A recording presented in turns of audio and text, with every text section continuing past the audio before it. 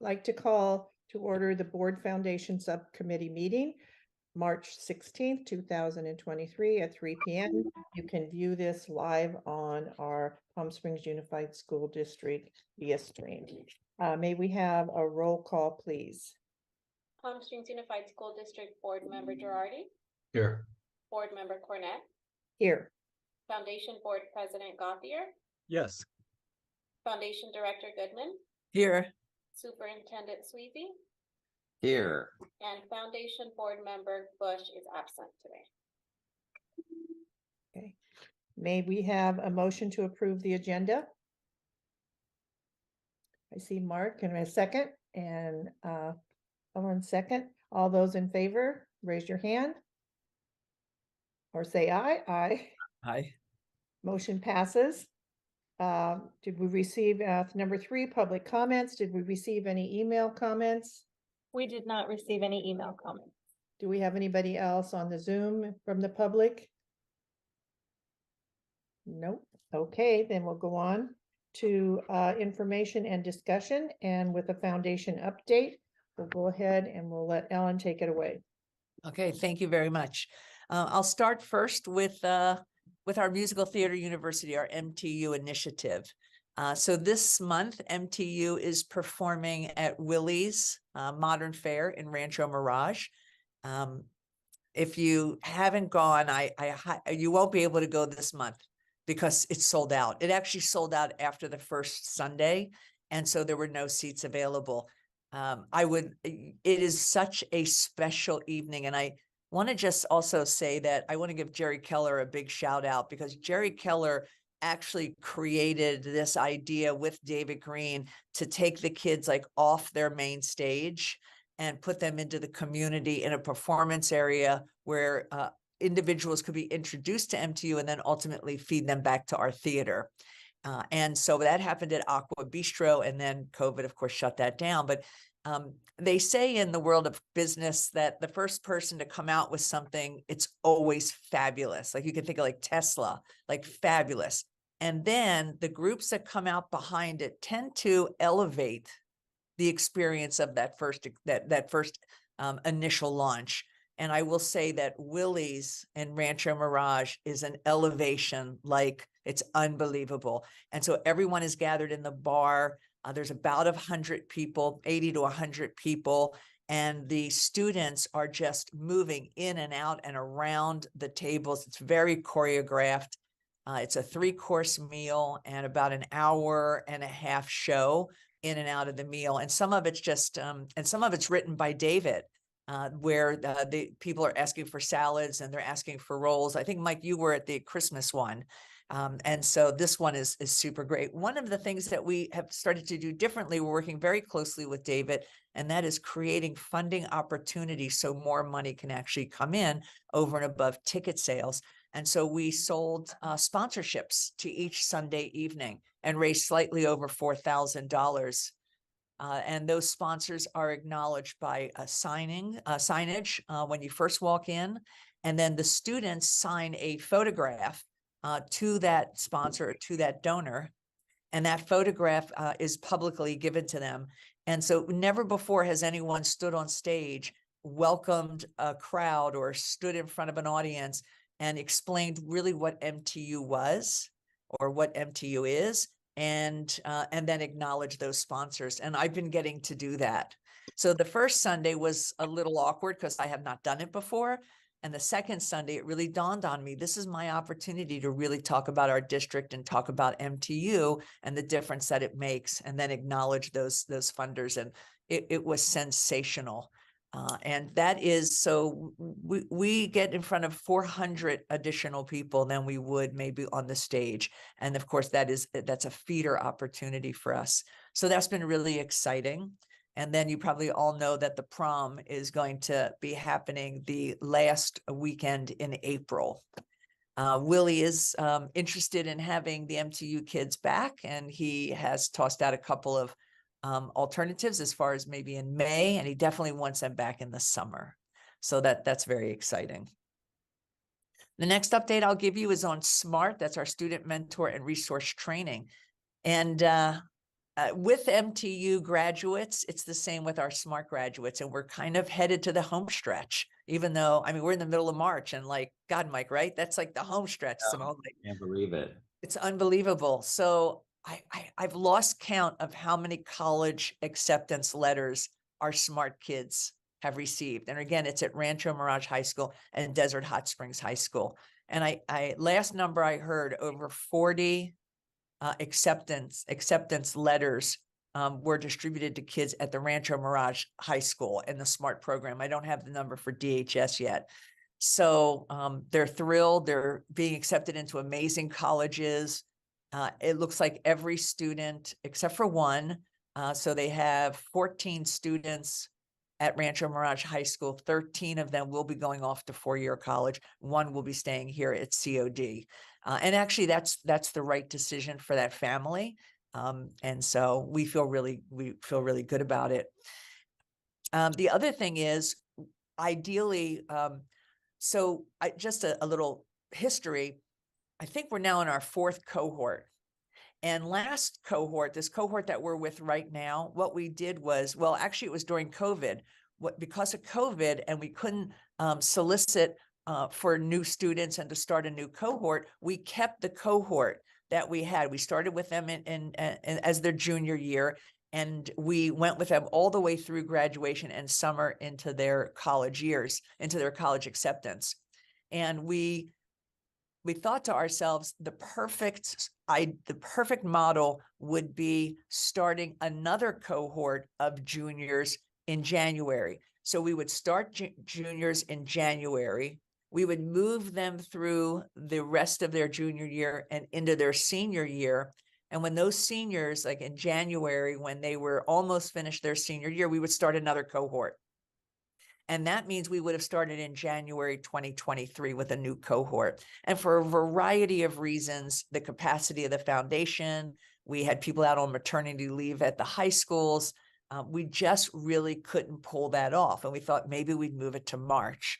And we met as a team and really decided that because of the circumstances due to capacity, that we would have to pause for this junior year, and we would start with the next junior year in January 2024.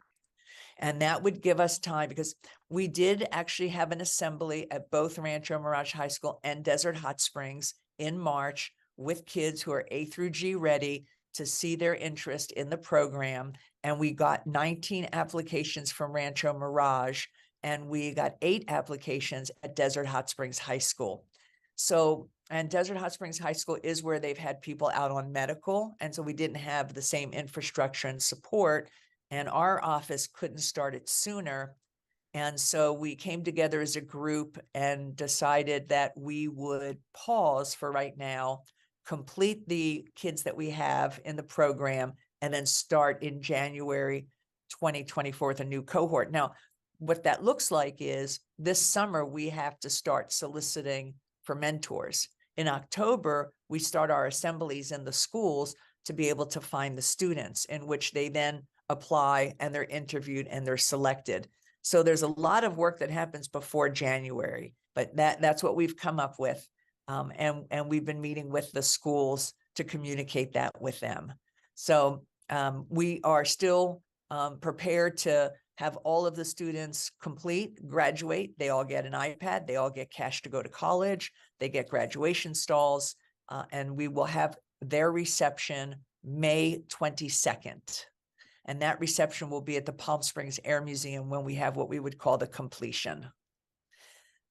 Ruby has been a mentor in SMART since day one.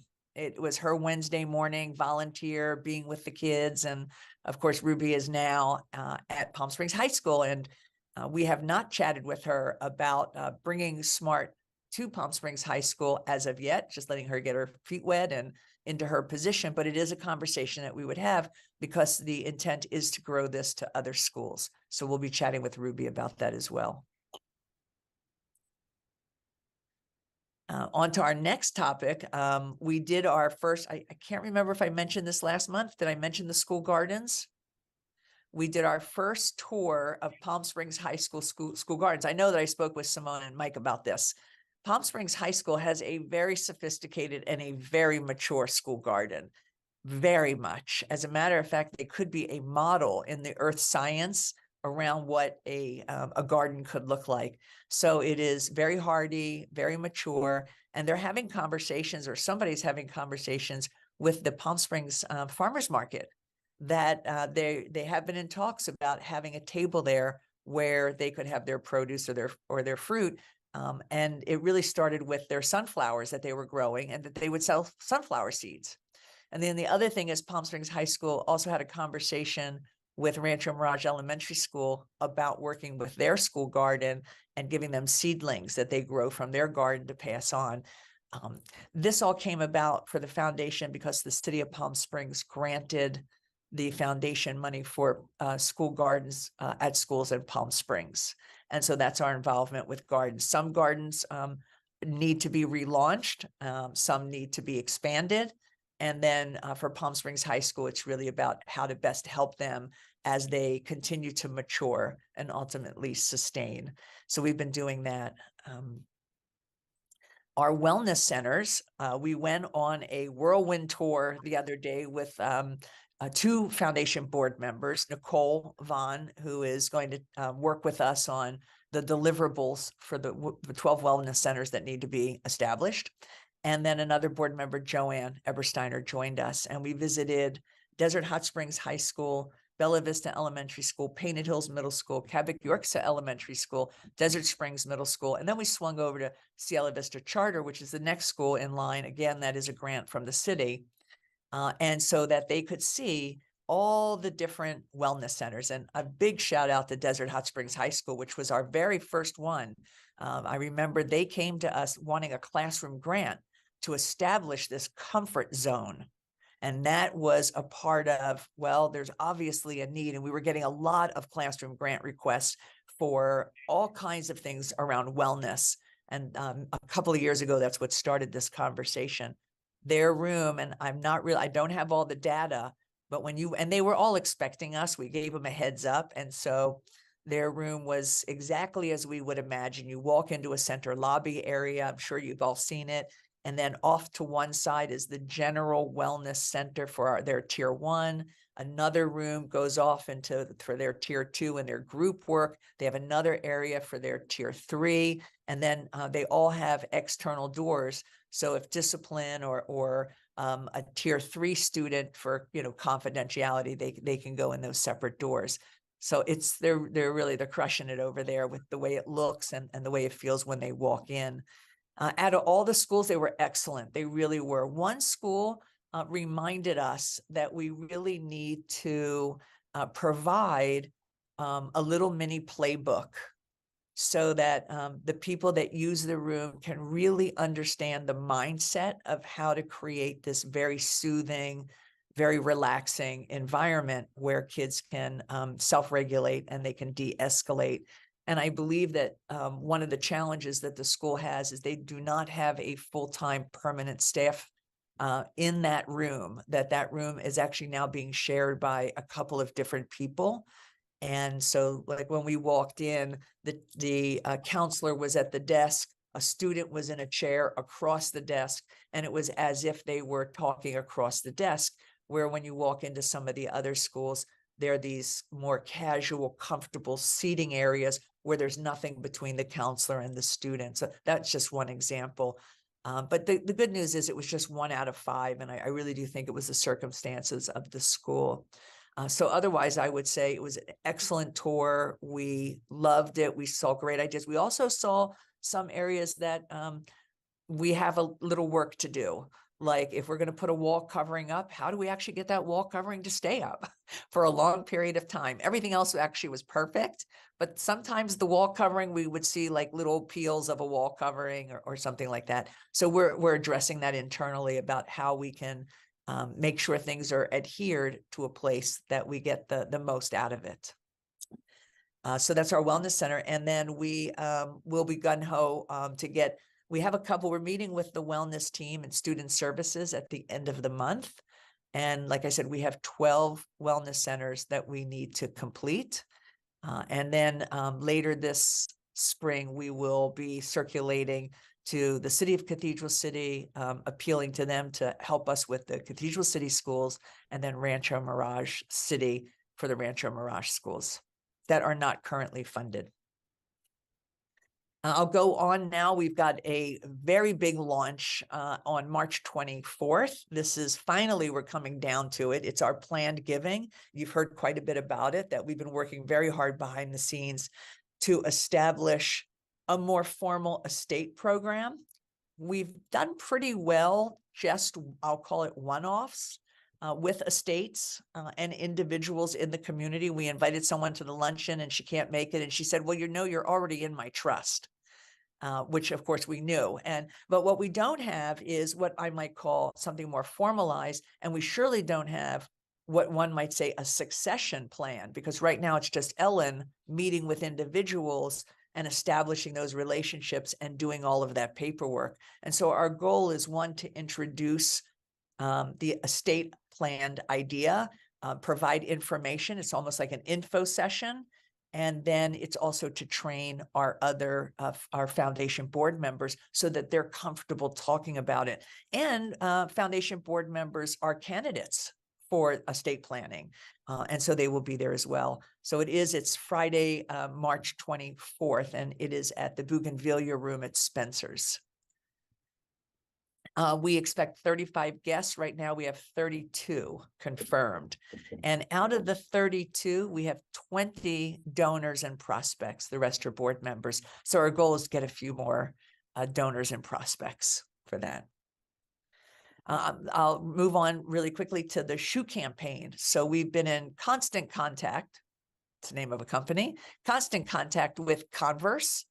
They're very excited. They are totally on board. They can't wait. They like the idea that this is now a back to school kind of concept.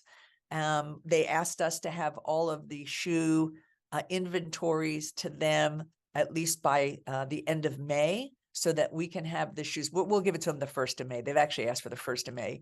And so that we can actually have the shoes in our warehouse sometime between the end of June and the middle of July, so that we can then inventory them all. And then in August, we will participate in all the back to school events where families come and they pick up their backpacks, and they'll pick up shoes, and they'll pick up other things. And then I will say Lisa Todd, a big shout out to her and her staff. They've really been so intentional. They've been doing home deliveries throughout the year. They've given shoes to put them on school campuses for families that are in need. And just recently, a family lost everything in a fire, and we just happened to have tennis shoes for them. And so that was really quite nice. And when I was at one of the middle schools at the Wellness Center, they had shoes there at the Wellness Center, along with a number of other personal hygiene and clothing items, which was really great. So we're excited. We will launch. We just, we're a little behind on that. I think our planned giving program, or our launch, really took over the time from our designers. And now that that is finished, our designers are now starting to work on the shoes. And so hopefully either by the last week of March or the 1st of April, we'll start seeing social media posts and other posts for the shoe campaign. So look for the little toe coming out of the shoe. I mentioned before, we have our robotic tournament that we have been invited to have our donors who have helped fund that program be judges. And so that is this Friday at the Service Center. And so I'm sure we'll see all of you there dressing green. And then the following weekend, we have our drone camp, and we have a couple of funders coming to that. I'm very happy to say Amazon has confirmed to attend the drone camp, and that is at Cathedral City High School, Saturday, the 25th. And I was told that the best time is probably between 11 and 1:30. That's when everybody will get a chance to actually fly the drones. Ellen, do you mind if I jump in right here? Sure, please. I was going to share this as part of the district update, but I just want to put it right here because you brought up drones. As everybody in here knows, I continue to be amazed at the great examples of the foundation and the district working together much more efficiently and effectively than we have previously. one of the areas that I talked at the last foundation board meeting was around the media. In fact, Mark wrote Valley Voice to the Desert Sun talking about the role of the foundation. So this just came out and I'm so excited. Let me just show you. Clicking my screen around here. Hold on, don't look at all my mess. Oh, it looks just like mine, Mike. Isn't that crazy? This is the Desert Sun, just came out today and says Palm Springs Unified leading the nation in drone education. And now cover your eyes real fast because I'm going to do a lot of scrolling. This is an amazing article, by the way. Just encourage everybody to take a look, but I just want to highlight most of the funding to help this program take off has come from the Palm Springs Unified School District Foundation. So I'm so pleased that it's in the paper this time. And of course, always love to brag on all of us and the work we do to be leading the nation. I just love that headline. So when you mentioned drones, Alan, why wouldn't Amazon want to sponsor the nation's leading drone education program? Thank you. And will Joan be sending that link around?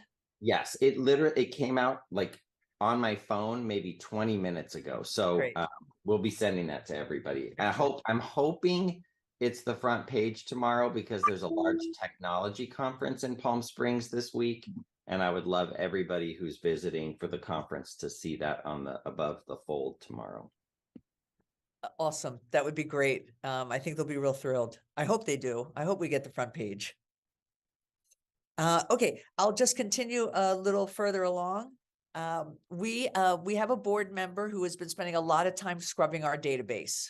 Really helpful, really helpful. And we really value his expertise in this. And so we are cleaning up that database. As you can imagine, we have to remove people who have left. There are people who are deceased. And then the other thing, the way our database works is if your last name is Williams, it has to very clearly be identified as, Sam Williams, Deborah Williams, it just can't be under all these Williams. And over the years that we've had this database prior to Edgar's management of it, we had a temp and we had a temp for a long time. And so there's just a lot of cleaning up. And I think it's just making us much more efficient and we have more accuracy as a result of it. And then with that said, the same person has been managing something called Charity Navigator. I don't know if anybody has ever heard of Charity Navigator. It is a platform that rates nonprofits. And a lot of people look at Charity Navigator to see where that rating is and whether their money would be safe. And it was brought to our attention by a donor that we actually had a fairly low rating. And we were shocked. We couldn't believe it, especially given the circumstances of how we're designed. And so with the digging, this board member just dug and dug and dug. And what we found was in the reporting on the 990s, there are multiple pages. So, there might be a 100-page document or 80-page document, and there might be 3 areas where you have to check a box that says that you have an audit done. And so one box was checked, but another box was not checked. Now, I don't know if it is a result of our board member who has been pounding the door at Charity Navigator, or if they just realized they needed to do this. But what they did do, and that's where the biggest deficit in the number, right? So we would be we would score in the 90s, but they dinged us 30 points because of this audit box.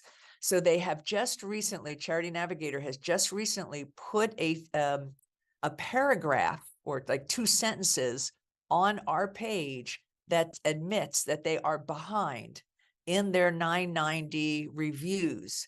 And thus the information is not current because we've been working really hard to make these changes. So we expect by fall of 2023 that we'll start to see some changes. And that also is because our 990s are due in May. And we will make sure that they are all those T's are crossed and I's are dotted.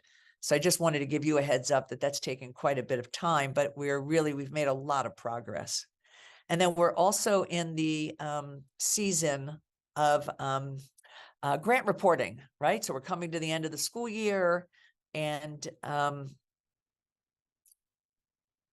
at this particular time, it'll take us the next 60 days to be able to get all the data, to get all the testimonials, you know, to make sure that we get all the information that we need to put into these final reports. And those reports go to like Anderson Children's Foundation, it'll go to Bighorn, it goes to Western Wind Foundation, and so on. It's also grant time. And so Anderson Children's Foundation, their grant window closes in middle of April. So we've been doing a lot of what will we be funding, what will we be writing our proposals for. So that's been going on this month, actually. So that's that for the report. And Mike, I think Brian said Cabinet made the decision maybe to keep that going as is. I wanted to also bring up, let me pause there because I do, before we close out the foundation report, I did have a couple of questions to ask, but let me pause and see, Mark, is there anything or Mike, anything additional that can be added? From the board perspective, Ellen, we've been busy supporting you, as you know, and continue to do so. My personal focus this week has been making sure that all my folks are going to show up on the 24th at the planned giving lunch. The Bougainvillea room is a very big room and we want to fill it. So we're focused on that. And I should have mentioned earlier that Kathy Bush asked me to send her regrets. She's at a family medical appointment in Los Angeles. So otherwise, all is well from the board. Great, thanks. Mike, anything else? Nope, I don't think so. Okay. So one of the things that I just want to, that's our report. I could close our report now. And then I would, when we get to maybe new business or any other discussions, Karen, I can bring up some other things. Oh, I'm sorry. Shame on me. I always share numbers. I haven't done that. Oh my gosh, let me show you the numbers. So I do have a spreadsheet I can show you if I can do a screen share real quick. You should be good to go. Excellent. Thank you. Okay, one more time. Mr. Host. No, gotta wait. How about now? Yep, very good. Okay, so I will pull this up. I gave the numbers last month. Let me just, can everybody see these numbers? So we put this together every month. This is our year to date kind of comparison against budget. So it's actuals against our budget. And I should start down at the bottom just so everybody can see this. I think everybody knows that we did get the supple contribution, and that was a $2 million contribution. So you'll see down here that says 1.8. Now this has been moved out of the checking account and has been moved into the investment account. We kept $200,000 back. And after discussions with the family, what we have come to the group decision is that we move some of this money into the wellness. So the way it is written is this money is to support the arts and to support health and wellness. And so we moved money into our wellness centers. We moved money, and that's why you see the 20,000 in the arts. We moved money into the arts, and that is a divided contribution where there will be $5,000 distributed to each one of the high schools to their arts department. And so that was that. MTU got some of the money as well. That was one of Rosine's loves, that she loved MTU and she loved David Green. So some money was moved into there, which is why you see that there's we've exceeded our budget there. Our instruments, it's still on our mind. And even though we've budgeted 70,000, we are actually very, very close to goal to purchase keyboards for the 5th graders. And so when 5th graders start school in August, they will have keyboards. So we feel very good about that. And this was a line item which goes with, I think it's called BEAM is the name of the group from the architectural and design community, where they're going into middle schools, into the art classrooms, and they're doing architectural buildings and designed with recycled materials, and all the kids make houses or banks or some sort of building that inspired them. And then they all go on a field trip to the Frey House 2. Is that right, Mark? 2? Yeah. Above the museum. And so that's where that money is. Our classroom grants, we had a very, very nice holiday season with classroom grants. That was a fantastic year-end appeal, and it generated quite a bit of money for classroom grants. And we just got another contribution of $1,000 for classroom grants. Our advanced technologies is the robotics and the drones. So that's a nice, healthy bucket. Our essay contest, in addition to the Western Wind Foundation, who has been funding that this year, the Western Wind Foundation added a new sponsor, and that's Rancho Mirage Writers Festival. And they came in at $10,000. And so that was very, very generous of them. And I remember when I first got here, the Rancho Mirage Writers Festival, I went to the founders and said, is there any way we can get books for kids? I mean, put a box out or something. And it just wasn't the right timing. And it just seems like now might be the right timing. And at some point, the essay contest will move out of the foundation. It just will be too large. And it's their intention, I think, to have it be valley-wide. Our native studies, we will make goal. We've got the invoices that we've submitted to the tribe, and we're already at that 10,000. That's a reimbursement for field trips, for buses, and for the stipends for teachers or any substitutes. And our scholarship, I think I might have mentioned on another call, we might see some decrease in scholarship money this year. We do know that Georgia Fogelson Scholarship will not be funded moving forward. And so we would be down $25,000 for that. And we have, at this point, the Gamby money that we started with has now been exhausted. And so that is no longer being distributed. SMART is a grant that we have gotten in the past from the Alwyn Foundation, and that is a grant we will be submitting this spring. So we intend to make that number. The Race Academy, that number is for the resale of their car. They received money last year for a restoration project. They are restoring 2 cars. They're almost finished, and they'll be ready to go to market. And then once that money is sold, it then regenerates revenue for the race so that they can spend money on field trips and other things that they wouldn't normally be able to do.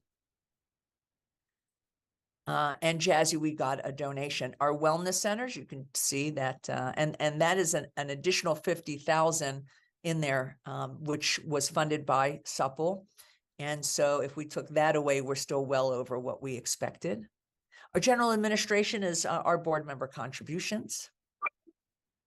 Fundraising is just money that comes in that we don't put into our classroom grants. It's specific for the income for this coming year's, the 2023 one night out. This one night out number is the amount of money that was raised from the October, since that's still in our school year. So it's raised from the October, and it actually made a few dollars. I believe our expenses were about $38,000. And so that was kind of nice for our first year. The shoe campaign, parent engagement, the Historical Black College Tour, which is coming up, Palm Springs High School Soccer. Next Gen Coachella was a career college readiness program that was going to be an extension of Jazzy. And that money has come in, and that money has actually gone out. So we have one night out, and then the Supple. We are at $2,871,018 for the year. So now I'll pause, and I'm done. With a mic drop dollar figure. No, I mean, we say this every month. You should feel great. We all should feel great. We're all doing this together. And thank you, Ellen, for your leadership, and to your great board, and of course to the Palm Springs board for being so supportive of the foundation. It's helping all the kids for sure. Yes. And if we can do $129,000 between now and June, we'll hit 3 million. Very Great. good. Great. Is any other comments? Just a couple. It even looked without the 2 million, you guys were exceeding your goals for the year, so that's just outstanding. If I understand right, Willie's Broadway Bash is sold out for March. It is, and if you'd Okay. like 2 tickets, then I will, you'll be the first 2 on my wait list, and there's a very good chance I can get you in. I was going to bring it up at a board meeting, but I might just congratulate you guys on having a successful month, and we'll look forward to it in the future. Thank you. You know, I think you addressed this, Ellen. I went to a school, and their wellness center was a wellness center / counselor office with 3 counselor desks in there. And I did not get the flavor of a wellness center out of it. It might be the circumstance for that particular school, but the way you explained the wellness centers in the past and today, I don't think this particular wellness center was meeting that goal. So hopefully that could be addressed sometime in the future. Yes, and I think that wellness center feels a little more like a student lounge. It was more like an office environment, actually, because you have 3 counselors in there. You know, if you want to go in and chill and relax and just, you know, veg out for a few minutes, it's hard to do with adult supervision in there, I think, to some degree. There needs to be some privacy occasionally, I would think, but that's the way I'm looking at it. Yeah, and they have a little room off to the side that actually is really quite soothing, but I yeah. didn't get to see that room. Oh. Somebody was occupying that room. Right, but I think it's something that I'll talk about in my meeting at the end of the month with the student service team so that they're aware. Okay. Thanks for bringing that up. Thank you. Also, I visited the Race Academy, and your money is being very well used over there. It's very, very impressive program. Other than that, I mean, I really appreciate the shoe campaign. That's a big need in a lot of our schools for a lot of our families. I really appreciate Lisa Todd being a little proactive and getting those shoes out to families in alternative means where they don't have to come to the schools and get them. So that's great effort. Other than that, you guys, as I always say, you're doing a great job. I appreciate you and your board for their labor of love in this endeavor, and thank you very much. Thank you, John. I'd just like to piggyback on what John said.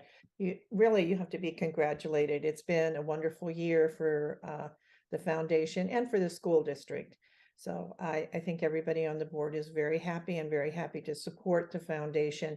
Also, having been at elementary schools for so long, having shoes available and different items available for kids at the school site is really a nice touch.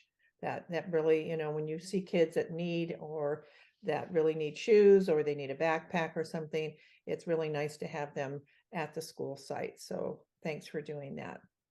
Does anybody else have any other comments? Karen, I just wanted to circle back to something that you were saying about the wellness centers. Our board member, Joan Bierman, sent around a note from the New York Times yesterday, and it was congratulating a school, I think it was in Marin County, Ellen. Silicon Valley. Yeah, and it was a little item in the New York Times California edition, congratulating this public school in Silicon Valley for starting one wellness center. And I thought to myself, we're doing it bigger and better here. But obviously, other districts have maybe more influential connections with the media than we do, but that doesn't stop me from trying to publicize everything we do. Well, thank you for that, because it's important. Next item, number 6, is approval of the board foundation subcommittee meeting minutes. I would assume everyone got the corrected minutes, and that's from the meeting on February 16th, 2023. Hope everyone's had a chance to go over them. Okay. May we have a motion to approve? Okay, Mark, and a second from John. All those in favor? Aye. Approved. The setting of the next board foundation subcommittee meeting is April 20th at 3 o'clock. Hopefully have that on your calendars. And also, right before we adjourn, I would like to say to Ellen, I've always contributed through payroll deduction.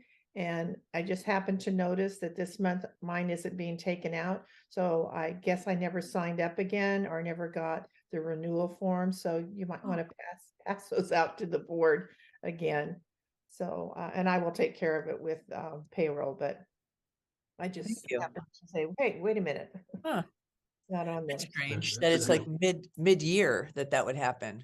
Year that it happened. So I don't know if other people even noticed that it's not being deducted. I know, I did notice, and I didn't say anything, but I did notice it.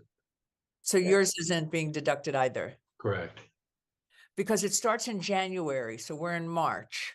So something, okay, so, and So maybe it was off in January. I mean, I'm wondering because we haven't gotten a March pay, but just a February. So maybe maybe it just wasn't renewed via payroll. We can work on that.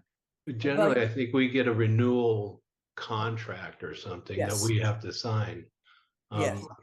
We didn't get it this year. Interesting. So yes, it is annual. They just don't assume that it's going to roll over. You do have to sign a form. And so let me check. The good news is Javier is actually back.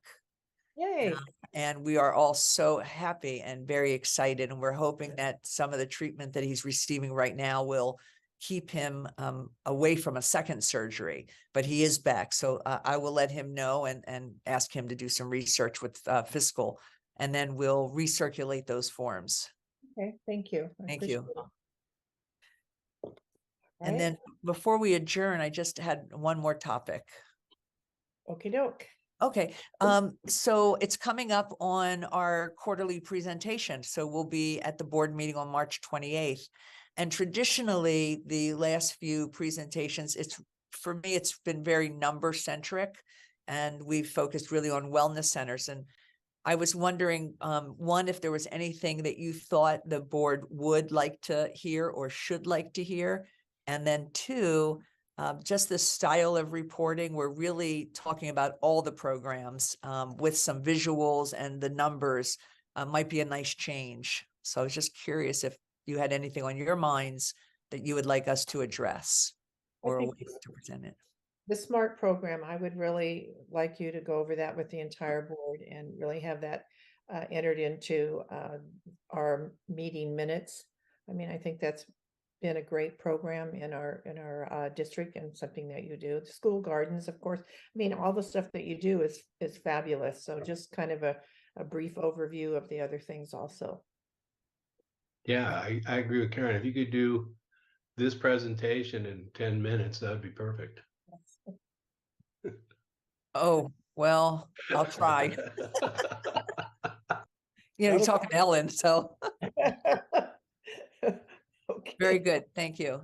Thank you for that. And Mike, so we meet right before that meeting. So, So okay. we'll work on that.